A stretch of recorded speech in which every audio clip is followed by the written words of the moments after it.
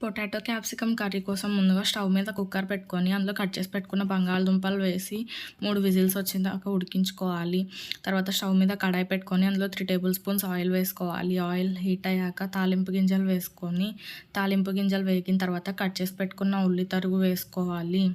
ఉల్లిపాయ ఇట్లా 2 నిమిషాలు ఫ్రై చేసుకున్న తర్వాత కట్ చేసి పెట్టుకున్న క్యాప్సికమ్ వేసుకోవాలి. క్యాప్సికమ్ కూడా ఒకసారి కలుపుకొని మూత పెట్టుకొని మగ్గించుకోవాలి. 2 నిమిషాల తర్వాత మూత తీసుకొని ఇప్పుడు ఒక టేబుల్ స్పూన్ ఉప్పు వేసి మూత పెట్టుకొని మరి కాసేపు మగ్గించుకోవాలి.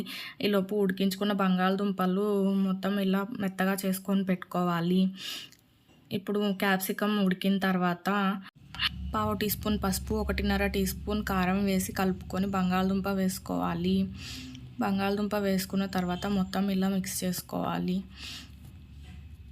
ఇప్పుడు స్టవ్ ఆఫ్ చేసుకోవాలి. అంతే అండి, simple potato capsicum curry ready. ఈ రెసిపీ మీకు నచ్చినట్టయితే please do like, share and subscribe మన ఇంటి రుచులు. Thank you for watching.